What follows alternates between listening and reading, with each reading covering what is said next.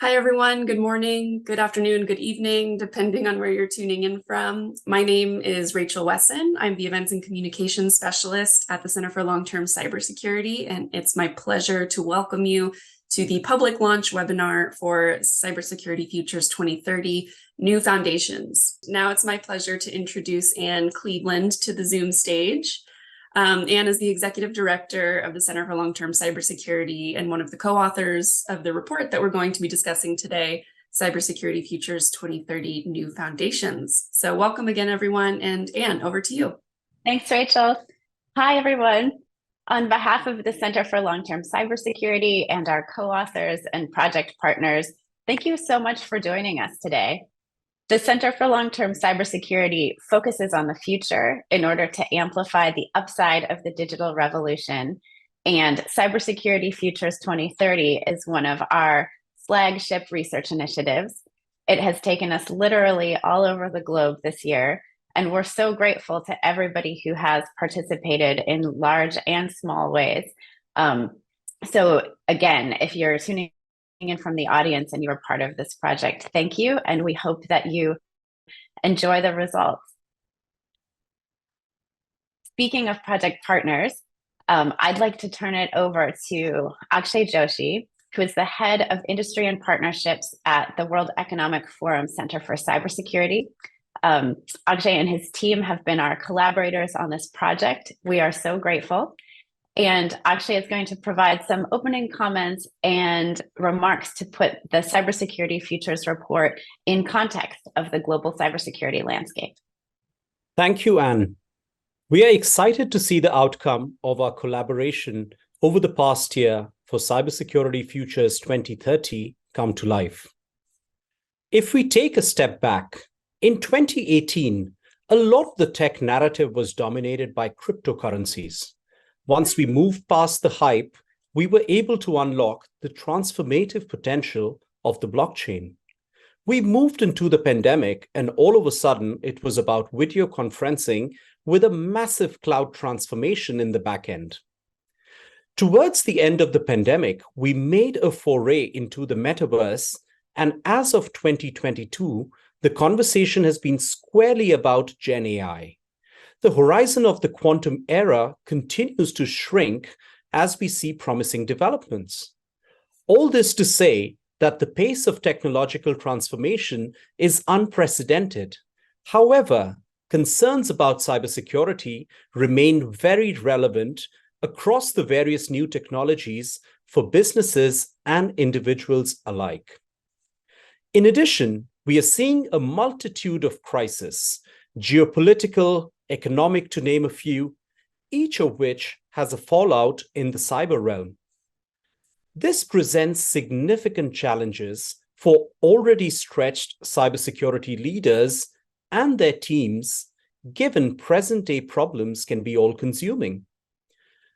To help leaders understand the cybersecurity-related ramifications of new and emerging technologies and the evolving cyber landscape, the Center for Cybersecurity at the World Economic Forum has been at the forefront of developing cutting-edge foresight, most notably through our flagship publication, the Global Cybersecurity Outlook. Published annually, this report seeks to equip cyber and business leaders with insights to steer decision-making on technology and cyber-related issues. Our collaboration with the team at UC Berkeley for Cybersecurity Futures 2030 is complementary to our existing efforts, as it is aimed at helping leaders imagine how the landscape on cybersecurity could evolve over the medium to long term. During the course of our collaboration, we ran joint workshops in several parts of the world, as Anne mentioned, where we witnessed the active participation of our community in understanding and shaping how the landscape in cybersecurity could look like in 2030. We are confident that the exchanges with peers have resulted in laying the ground for proactive action and hope that the findings outlined in the report will go a long way in informing decision-making. With that, I would like to turn it back to Anne to kick off the more exciting part of the session, one where we will unpack the findings from the initiative. Thank you. Thank you, Akshay. Next, we're going to turn to a briefing from the report, as Akshay mentioned, and I'm delighted to introduce some of my co-authors on the report. First, Matt Nagamini, who is the Manager of Strategic Partnerships at the Center for Long-Term Cybersecurity. Alan Cohen, partner at Steptoe & Johnson and a non-resident fellow at CLTC. And Allison Werner, a senior research scientist at CNA. Matt, over to you to provide an executive summary and a briefing on some of the highlights for the report before we get into a discussion of the practical implications in the field. Great. Thanks so much, Anne, and thanks everyone for joining us this morning or afternoon or evening, depending on where you're joining us from. Before we move to our more exciting panel that follows us, I'm joined by Allison and Alan, two co-authors on the report, and we're going to preface that panel by discussing some of the report's findings. I'll kick us off by telling you just a tad a bit about the project. This report started with preliminary workshops in November of 2022, and we spent the next few months last spring developing a set of 4 cybersecurity scenarios that depicts alternative digital futures roughly out to the year 2030. We use these scenarios to facilitate discussions in 6 international locations, including Europe, India, Rwanda, Singapore, the UAE, and the United States. In each location, we convened leaders in industry, government, academia, and civil society. The goal of these workshops was to better understand how cybersecurity challenges are being understood, experienced, and responded to in both similar and different ways in each of these regions. What we heard in those workshops is documented in the report and organized into 3 sections: the new digital landscape for 2030, overarching observations, and regional variances. I'll spend a couple of minutes sharing about the first of those 3, the new digital landscape for 2030. In doing futures work and scenario planning exercises, we try not to think that the future will look similar to the world we live in today. And in fact, we try to imagine a world that looks profoundly different from the status quo or what we implicitly expect to stay the same. We focus on what's different and why, and to do this, we use those 4 scenarios in the workshops that I mentioned, and in listening to how people from various industries, sectors, and geographies respond to those scenario worlds, we're able to identify cybersecurity challenges that look new and different in 2030. And when I say new and different, I mean new and different in ways that are beyond extrapolating from current trends. These are 90 to 180 degree shifts that will require decision makers to fundamentally reorient their responses to perennial digital security challenges. The report identifies 3 challenges that are changing in particularly important ways, and those are data privacy, talent development, and sustainability. The first of those 3, data privacy, almost no one believed that it's any longer plausible or desirable to fully restrict the flows of personal data.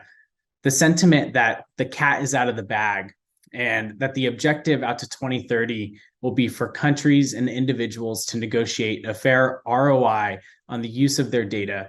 This is a pronounced change in attitude from what we've heard in the past and perhaps point of views that people hold today. The second area is talent development.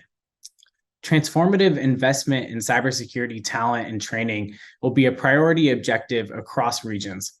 The report notes 3 important dynamics with regard to this challenge.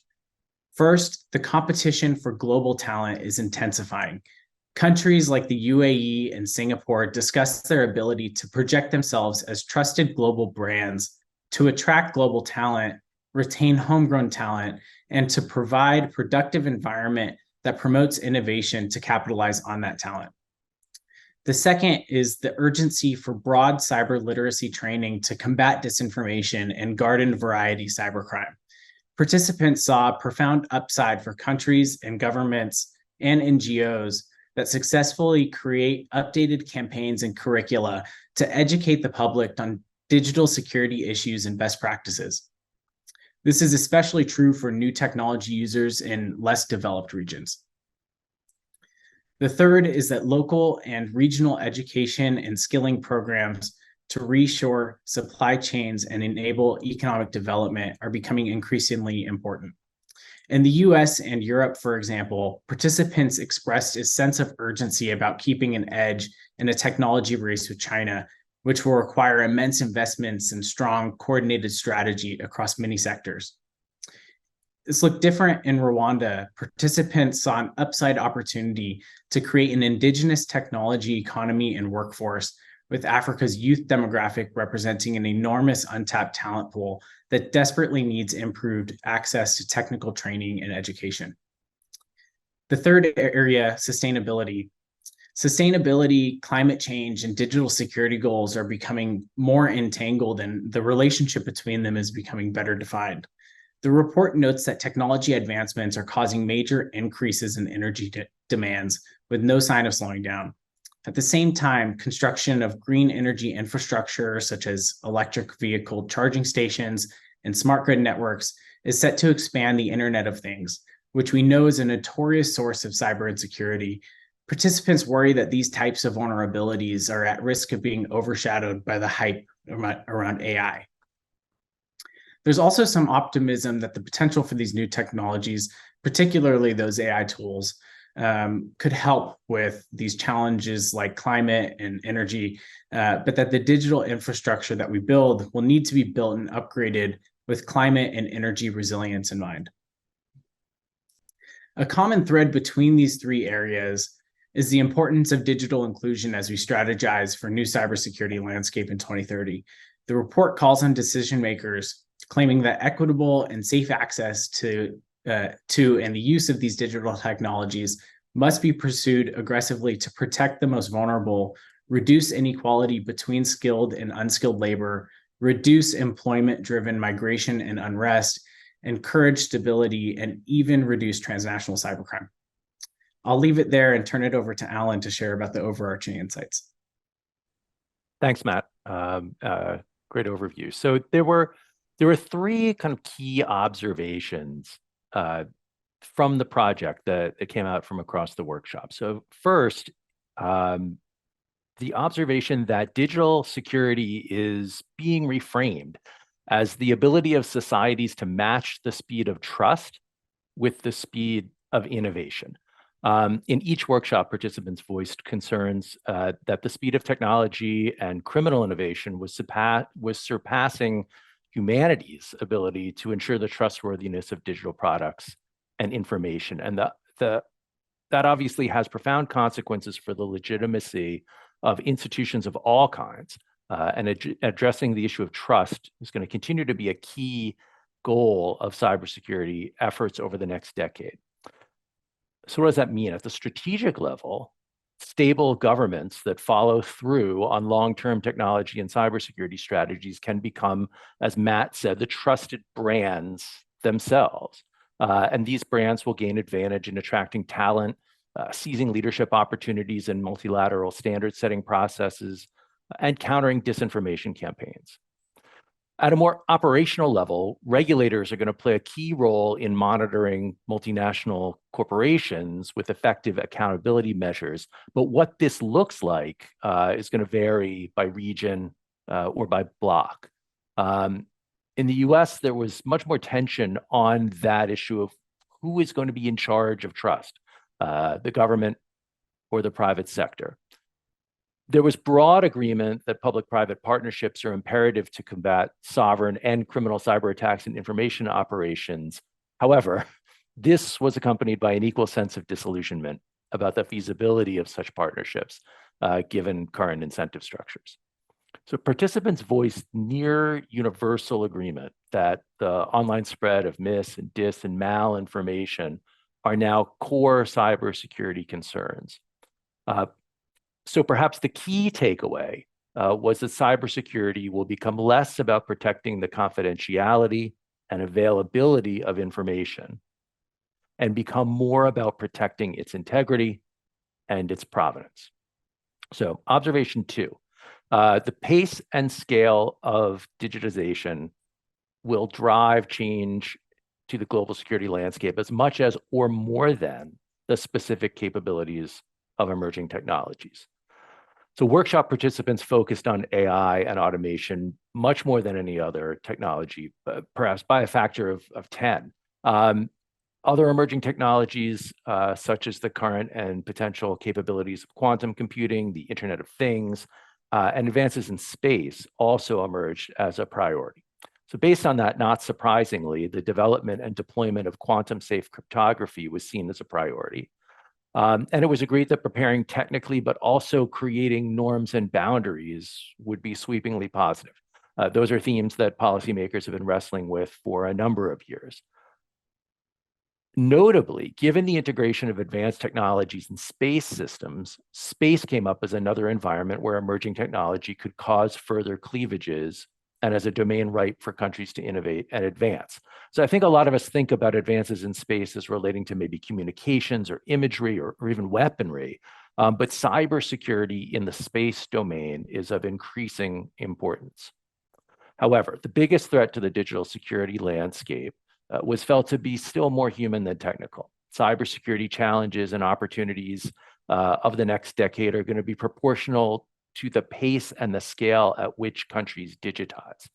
And the security consequences of rapid digital transformation had particular relevance in emerging and developing countries with large populations. This really came out in those workshops. So for example, as participants in India pointed out, larger populations correspond to larger targets for attacks, more surface area, ranging from disinformation campaigns to fraud and extortion, kind of familiar attacks that will only become more complex as criminals gain easier and cheaper access to more sophisticated technologies.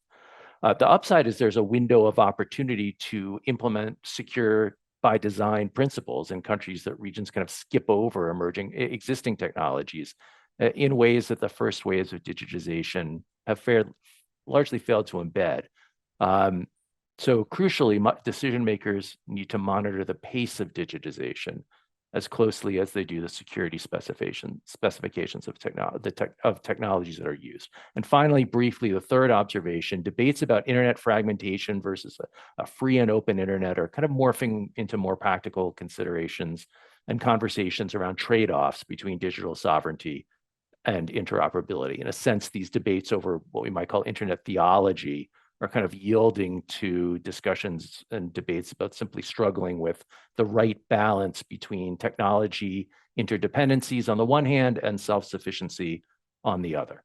There's definitely an interest in more trusted standards that incentivize interoperability in things like cybersecurity and AI security. In some places, there was more confidence that the government could de-risk these dependencies, but that was also a function of the degree of control or influence that those governments currently have. In other regions, there's a profound sense of global leadership void. The pragmatic sense of opportunity was heard mostly in those kind of connector countries like Singapore and the UAE, as well as in India.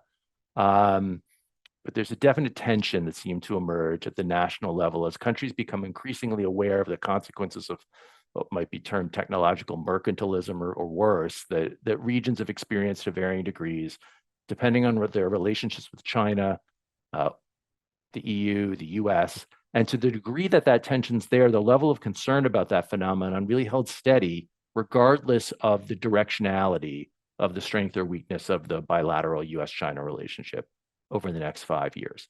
And kind of in conclusion, participants anticipate that global alliances are set to reshuffle in the coming years with opportunities for countries to create new poles in a more multipolar world. So let me hand off at this point. Thank you, Alan. So I'm going to discuss some of the specific regional variations that we saw, which both Matt and Alan have touched on. And so what we saw was all based on, again, this issue of trust, one of our overarching themes, but seen through 4 specific prisms: data privacy, regulation, technology adoption, and the US-China relationship. We divided the regions into 3 categories based on their technological development as well as their economic development. We have developed countries comprising the United States, Europe, and Singapore, emerging technological countries, technological development countries, which consists of the UAE and India, and finally our developing technologies, which consists of Rwanda. And these 3 groups had sort of overarching themes on their differences between each of these prisms. For the developed nations, there was a focus on the balance between innovation and regulation, or the need for privacy. So remaining on the cutting edge, sort of leading the path for innovation was of concern to United States, Singapore, and Europe, but they also are trying to focus on this idea of keeping their data private, but also encouraging data sharing to innovate. They have regulations that they're focused on, but that's more focused on the encroachment of big tech into the sort of technology realm. And for China, one of our scenarios had proposed a US-China détente, and there were differing opinions on that. They felt that United States felt that that a US-China alignment might make an additional enemies. There would be a rise of sort of other countries and cybersecurity bad actors. And in Europe, they felt differently. They felt an alignment between US and China would increase technical innovation among all players in the world. The UAE and India focused a lot on balancing between agility and control. So on the one hand, they wanted their governments to be agile enough with regulations so that they could continue to sort of match the pace of technical innovation that was going on. But they worried a lot about their loss of data control. So control of their own data in specific. And so they focused on a need to control indigenous technologies and their indigenous data. They also, on a US-China détente scenario, agreed with Europe that would increase innovation. The outlier on a lot of these was Rwanda, standing in, of course, as a proxy for technology, nations in which technology was developing, which is, of course, the majority of countries in the world right now. So they worried a lot about their own independence and their own need to develop their technology and develop their population's access to technology, again, versus control over that. One of the biggest reasons they worry about control over their data and over their ability to develop their technology has to do with China. For many of them, they've experienced the negative effects of the Belt and Road Initiative and the negative effects of agreeing quite a while ago to take some free technology for China in really the world of telephones, right? Of getting access to phones for their population. But now they're, of course, paying a price with China controlling and using that data to its own advantage. In general, they also really focused on a need for technology penetration. So in urban centers, of course, technology and the use of phones and computing was much more ubiquitous than it is in the rural areas, in which there often is little to no access to any form of technology. And I think that they worry about the cleavages that can exist not only domestically, but sort of regionally and in large swaths of the world, between those that can use technology and will advance in their own sort of careers and advance their country's ability to sort of create an economy based on technological advantages, versus those people that will be profoundly left behind on that. So they worry about that a lot, and worry about getting their population access to technology, but also worry that they don't have the governance available to regulate the technology and keep control of the privacy. So those were the overall themes. Page 10 has more information in the report on these differences. So with that, I will turn it back to Anne. Thank you so much. Thank you so much. That was a lot to digest. We just heard a lot about the overarching digital security landscape towards 2030. And now it's my pleasure to start a discussion about some of these observations from a practitioner's view.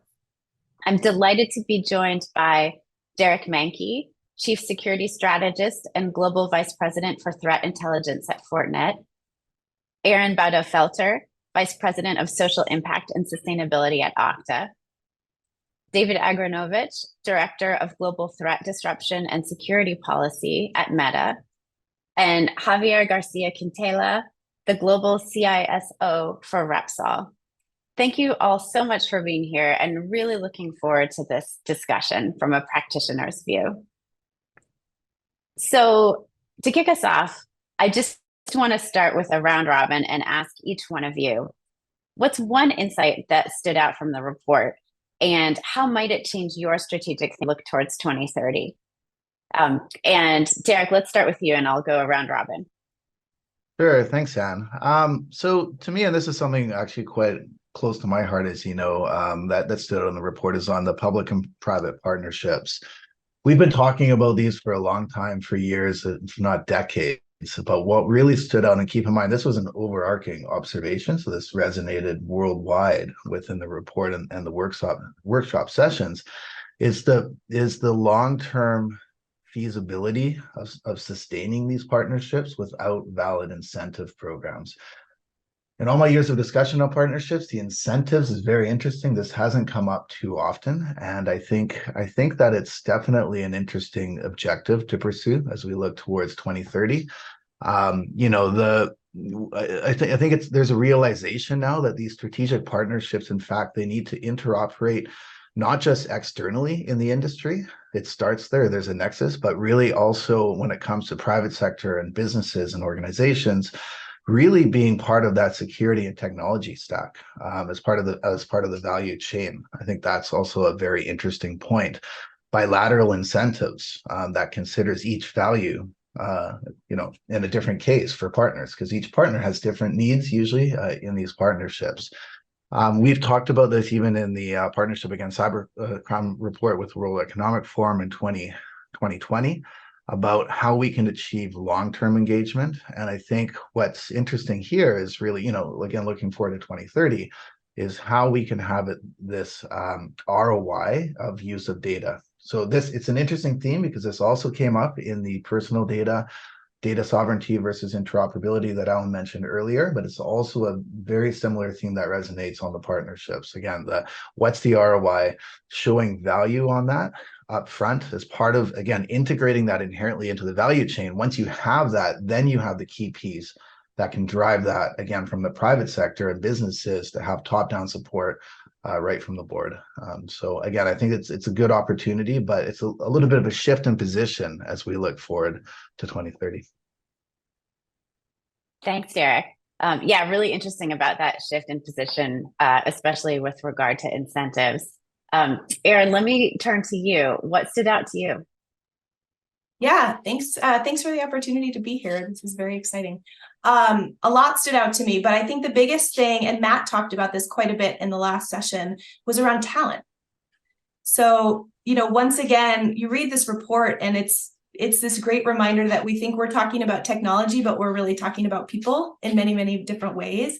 And what stood out to me is this really global alignment from all of the folks that were a part of this research around the need for this transformative investment in cyber talent and skills training.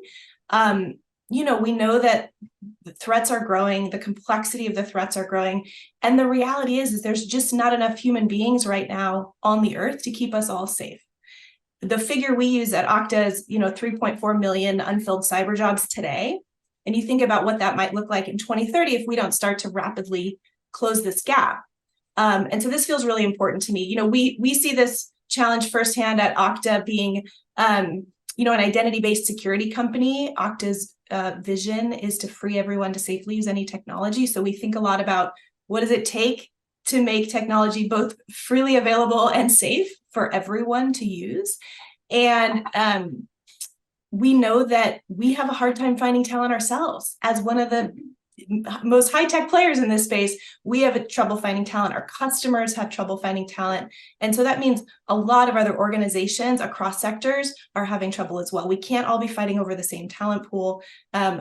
We need to expand this very rapidly. So I think for us, when you talk about like, how does this change how, you know, I'm thinking about our work or approaching our work, I think in many ways it validates what we've already been thinking a lot about and sort of spurs us to hopefully some more action. You know, we recently announced just a few months ago Okta's Cyber Workforce Initiative, which is essentially composed of both 1.6 million in philanthropic grants to cyber workforce development organizations all around the world, and also 5,000 educational scholarships for cyber and identity training and certification through Okta for sort of more job-ready folks today. So we are focused very much on, you know, folks who can jump into jobs today with a little bit of training, but also this longer term play of how do we expand the pool that we're talking about? How do we bring more folks in from, you know, who have been traditionally left out of the cyber and tech economy into these roles? I think we can close the gap. I think this report gives us maybe a little bit more energy into why and how it's so important, but it is going to take us really expanding our thought around what talent looks like and who deserves and has access to these digital and cyber skills. So I think it's really exciting. Thanks, Erin, and I'll have everybody sit with that. Yes, expanding our outlook on the talent question. I think it's really important. Javier, turning to you, what stood out for you? Hi, Anne. Hi, everybody. Thanks for having me here. Well, the analysis and the findings and the scenarios are very, very interesting. One key insight that resonates me and surprises me due to the intensity, and it was mentioned here, it is the relevance of trust as a key point to promote and protect. No? And with a fast rising impact of the artificial intelligence and the threats in the trust in the future. So the vision of protecting trust and integrity of the information as key characteristic of the digital society, even on top of confidentiality and availability, that it is one thing that we are very used to in cybersecurity, is a very interesting insight that impacts our strategy.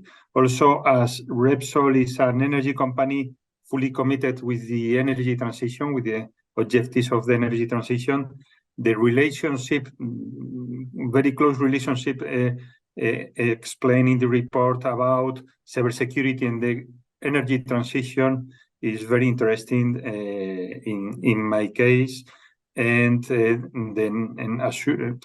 reinforces us the necessity to protect the innovation and the digitalization processes that we are taking in the company in order to transform and commit to those energy transition objectives. Thanks, Javier. Really interesting. David, last but not least, what stood out to you that will change some of your strategic thinking?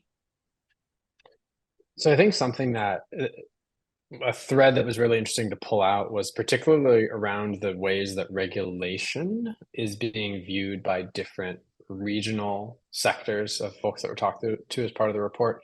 And I think maybe even two subcomponents that really shone through for me, and it's kind of shaping how I'm thinking about regulatory pressures in coming years, is first this the perception of regulatory decisions that are framed primarily around either data privacy or data localization that are actually normative shifts. So the idea that certain parts of the world, I think Singapore it was one that was mentioned, are kind of cloaking what are functionally major changes to the way that we think about the architecture of the internet, the architecture of these kind of global information exchanges in the language that regulators have used around data privacy issues.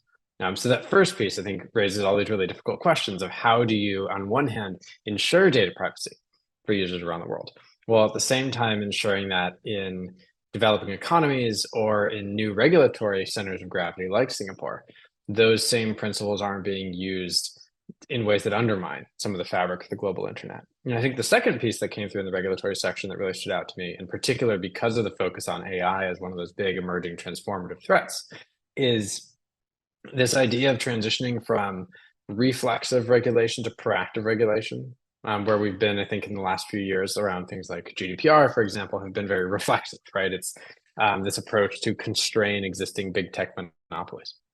And where I think you see some of that middle column in the regulatory section thinking about is, how do we use regulation early enough in the development cycle of new technologies like AI to start thinking about how to be ahead of some of the threats that we've seen emerge in other areas, rather than simply trying to constrain them once they've already kind of gotten out of the pack. So excited to see more, I think, on that front in particular. Thanks, David. Yeah, security by design was certainly something that came up as a way to get ahead of some threats.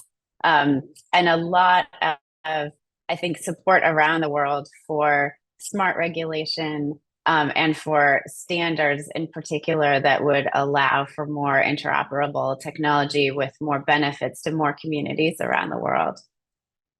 Well, great. I want to dive in a little bit more deeply with each of you. Maybe coming back to Aaron first. We heard and we've just talked about how cybersecurity will sustainability and to digital inclusion in the coming decade.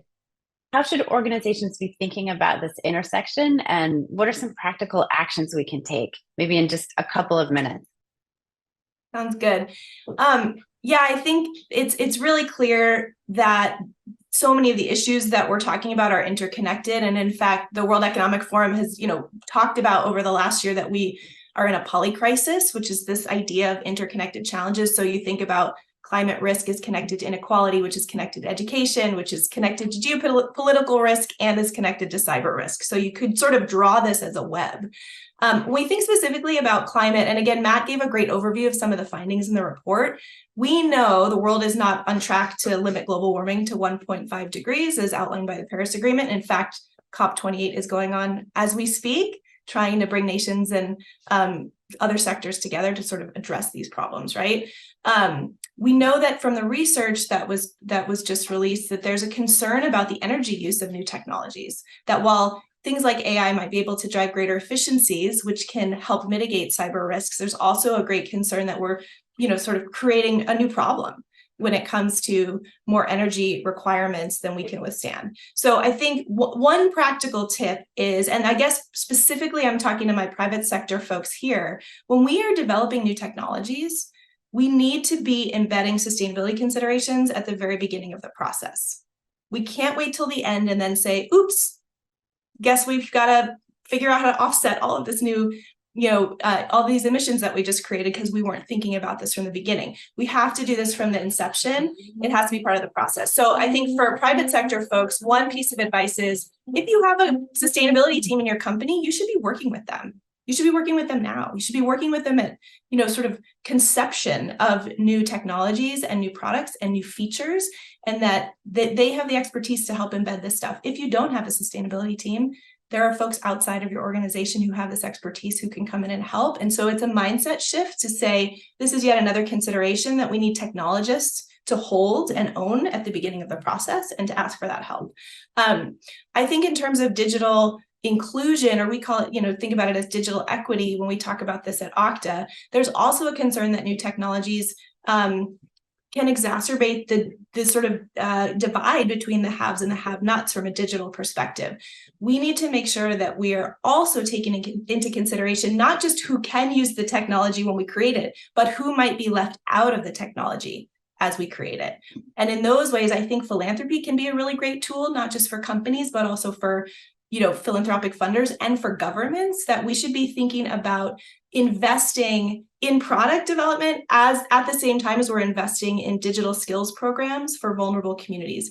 We do this at Okta in our sort of small way. We gave away about $6 million last year. 3/4 of it went to digital equity and digital transformation efforts, both for vulnerable communities to sort of up-level their digital and cyber skills, and also to nonprofit organizations and civil society organizations who are protecting their communities and who need help to shore up their, you know, sort of cyber and technology stacks. So I think there's a lot we can do, and ultimately, you know, whether we're talking about digital inclusion, whether we're talking about sustainability, we need to recognize that we cannot solve a problem over here and create a new one over there. And I think that's sort of the theme that I took away from a lot of the outcomes in this research. Thanks, Erin. I think that ties really nicely into a question that I wanted to ask of David.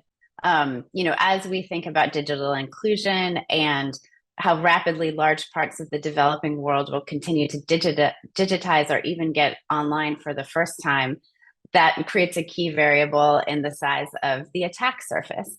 You know, coming from a company with billions of users all over the world, how might you then think about the practice of threat disruption between now and 2030? Yeah, it's a really interesting observation. I think that there's maybe two main ways that this changes how we think about adversarial threats.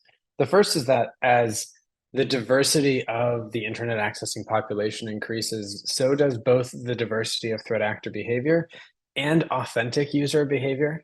One of the things I had to learn really quickly coming from government to a platform like Meta was just how much suspicious activity is completely not suspicious when you account for local context and local technological infrastructure. A lot of my work is on countering disinformation, and oftentimes we'll see calls, particularly from Western advocacy organizations or academic institutions, that people, for example, multiple accounts coming off of one device should be considered bots, or that users should all be required to provide a government-issued ID and use their real names. These are two great examples of policies that pretty much fall apart as soon as you encounter internet users in the developing world. In countries that may not have government-issued IDs, or where it's really hard to get one, where if you're an ethnic minority group, you may not be issued one, and where internet cafes, shared mobile devices, SIM swapping are all very common practices that might look suspicious to a classifier that hasn't been trained in a culturally, contextually sensitive way. So that's the first piece, right? Making sure that we're not over-enforcing on threat actor activity as people begin to access the internet more. The second piece is that old threats become new threats. Some of the things that we think we've solved for by improving infrastructure in certain parts of the world become problems again, right? IP providers, telcos that we've worked to insulate from, for example, SIM hijacking, may not be as resilient if they are just setting up new mobile data infrastructure somewhere else in the world. We may have to contend with lawful intercept capabilities for third-party nations if they have control over the telecommunications infrastructure in another country. And so in some ways, I think it means that we can't simply dismiss the things that are considered solved for problems. And I think the report actually talks about this, that those lower tech threats remain one of those major threat problems, especially as more and more people get access to the internet around the world. Yeah, I think that's a really interesting way to put it. And I wish we had said that way in the report. Old threats become new threats. And I think that really resonates with what we heard around the world. Okay, so we are turning back to you. Again, thinking about this human factor, we heard about the need for governments and companies to make transformational investments in cyber talent. You've just wrapped up cybersecurity strategic planning at Repsol. How did you think about talent in your planning? What do you see as investments that are robust across different scenarios? Thank you. Talent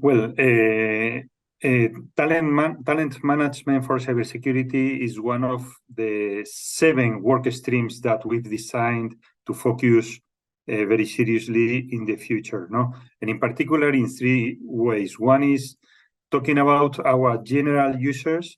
We want to reinforce all their mastery of the fundamentals of cybersecurity hygiene and protection practices, so they can protect both the company and themselves, considering the threats that, for instance, we can read in the report about misinformation, deep fakes, and so on, so that we are going to live in a very high degree of intensity in the near future. No? Second, talking about our digital customers, we are going to reinforce the awareness and training, and so in order to, with the focus of, as I said previously, protecting and reinforcing the trust in the relationships that we have between the Repsol and our customers. And finally, talking about the cybersecurity team, we suffer, as everybody, the scarcity of the talent management. So we are reinforcing our possibilities, and we are trying to be creative, even finding non-traditional cybersecurity talent for attracting, integrating, retaining, and developing that talent, no? And considering the findings also of the report, one key point is going to develop a cybersecurity team with artificial intelligence and data science capabilities. That seems that clearly in the near future are going to be very, very integrated, no? And also, as a final thought, considering the difficulties of the scenarios that we are going to face, we have a mental health program that we are going to reinforce significantly to avoid burnout, but more relevant, to be prepared to whatever possible scenario that we can face in the near future. Thanks so much, Javier. All really important points, and I think relate to one of the questions that I see coming up in the Q&A. So we'll turn back to that in just a moment. But first, Derek, related to all of this, we just also heard that technology and business model innovation, including innovation by cybercriminals, is set to accelerate. Where do you see that kind of acceleration happening most, and what steps can we take to accelerate trust and security to match that rate of innovation? Yeah, so I think it's clear that we're already seeing this acceleration happening, right? There's a precursor here. We've talked about it with the adoption, obviously, of artificial intelligence, machine learning, and how to hit the brakes effectively in some of those cases. But I think specifically technologies that are interoperable, like we see this big effect of consolidation and convergence happening. There's a lot of API accessibility now into existing ecosystems and software supply chain. To me, these are all catalyst effects, right? That are effectively driving that technology and business model. And what that means is that it's also, by doing this, it's creating more dependencies as well. When you have more dependencies, especially with open source software as part of that software supply chain, fueling that innovation model, the latest, hottest tool on the block, every organization wants that in their footprint, right? When that happens, we have a considerably larger attack surface. I've seen this time and time again following the threat landscape for over 20 years. What that means is that it creates ample opportunities for cyber criminals to attack, but also innovate, right? As they see more and more holes effectively. The way that we can reduce this window is to keep innovation and security in lockstep, to shrink that innovation opportunity for cyber criminals. That's the strategic approach. We were just talking about that. How do we move towards disruption in 2030? To me, this is a key part of disruption. You have to shrink that window of innovation for cyber criminals. So if we look at the steps needed to accelerate so this is really important, right? The steps to accelerate trust. I think we need to flip it the other way around. Have the trusted supply chain driving innovation, not innovation driving the supply chain. It needs to be front and center to allow quicker adoption by businesses. It's a key step. Initiatives, you mentioned it, secure by design, that's a key one, things that are already in play that are going to be a big component of that by 2030. But also if you look at JCDC as an example, they have the latest OSS initiatives, so the open source security initiative that was also launched this year.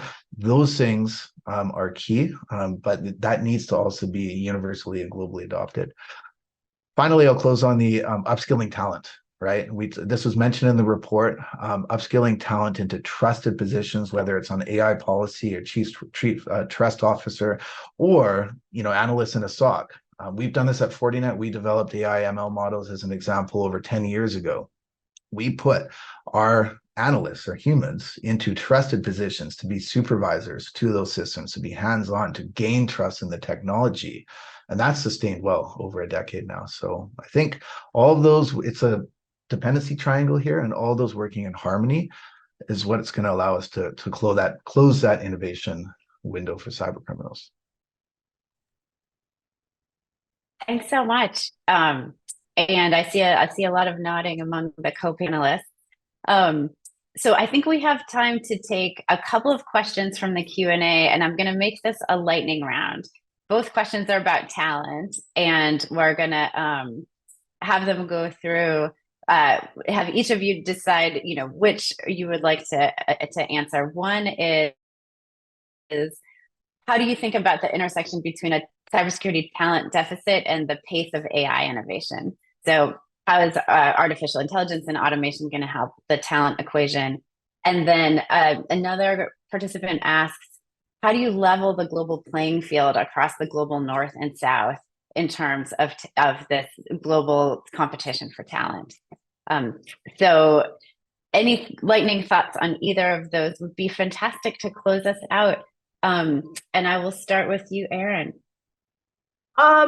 I don't have great answers for these, to be honest with you. I'm still thinking. I don't have a lot of insight. I think it's a really great question. The second question about sort of how we address the global North and the global South.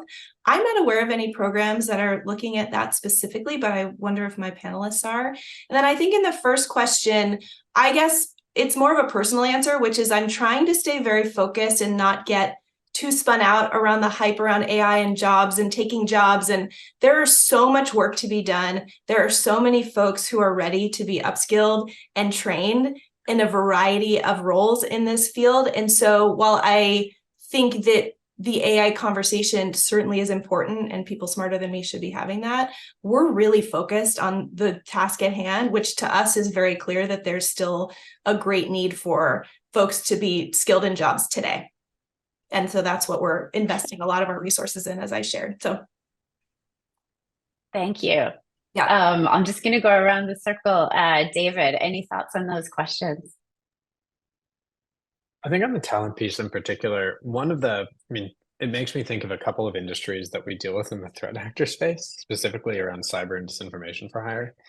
It's been really difficult to create two things. One, a talent pipeline. So ensuring that folks who have some of these skills coming out of, for example, militaries or private sector cybersecurity companies have a on-ramp to defensive cybersecurity roles that can keep them kind of tracking in the right direction and not towards some of the threat actor spaces where there's a lot of money and a lot of demand. And the second piece in particular, I think, is a question around spurring better investment. So some of the conversations that I've been having recently are with kind of the venture capital space and broader investor communities around the importance of investing in innovative technology startups, not just in the global North or in particular in the US and Europe, but really identifying partners in Africa and Latin America where there's really impressive work being done, both in broad cybersecurity space and in just broader technology innovation, and ensuring that that investment is going to the right place. It's also a strategic competition question. If that investment doesn't come from security-minded investors with strong private sectors, come from governments, for example, like China, where that long-term competition will, I think, end up much worse for folks who are concerned about the security picture across the industry. Thank you. Okay, Javier and Derek, to close out the lightning round. Javier first. Okay, well, talking about global initiatives for talent, as far as I know, I think that there are some global initiatives sponsored by by global associations and so. And also talking about North and South, again, as far as I know, I think that Africa has very, very interesting initiatives for developing young cybersecurity talent and capabilities, very interesting ones, no?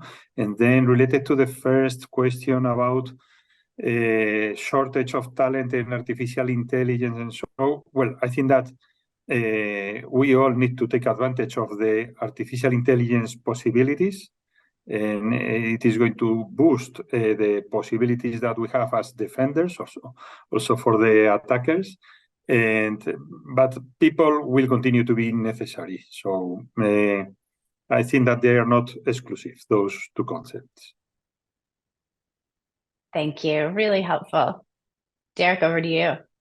Hey, I'll close it out in a minute, Anne. So I think on the investment, so the transformative investment in talent and training, post-academic, I think, again, we need to redefine how we think of positions and roles within organizations. So specifically those junior level, entry level roles, a lot of that is going to be, effectively handled now by AI, by automation tools.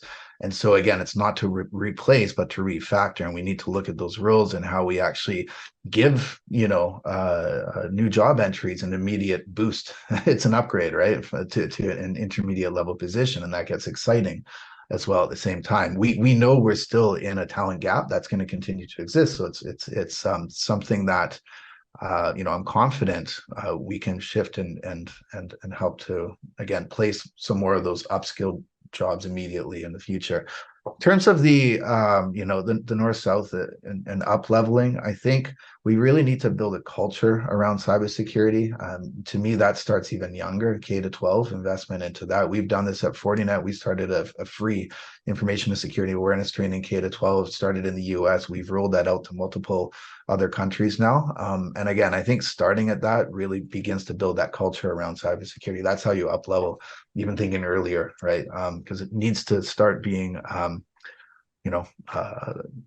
muscle memory when it comes to how we think and handle cybersecurity. Well, thank you. I think that's a great watchword to close this webinar out with, refactoring towards 2030. And I want to thank you all for these incredible insights from the perspectives where you sit. Thanks to all the project partners, and back over to Rachel to close us out.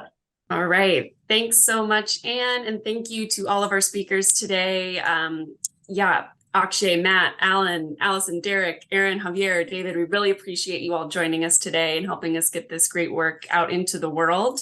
CLTC would also like to thank our research collaborators on this project, some folks who aren't on this call, in particular, Don Thomas and the team at CNA's Institute for Public Research, and Joanna Buchert at the World Economic Forum Center for Cybersecurity for their partnership on this work. And a huge thank you to our industry supporters for the Cybersecurity Futures 2030 project. Really grateful to our corporate partners at Fortinet, Meta, Okta, and Repsol. This project was made possible by their gifts in support of this independent academic research, and we are very grateful. If you haven't seen it already, I put a couple of links in the chat. We welcome you to read the full report, which is now available on the CLTC website and the World Economic Forum website. The CLT website also has a supplemental document that contains the scenarios that we used in the global series of workshops, if you'd like to dive into those as well. But we hope this is a helpful resource to you and your respective organizations.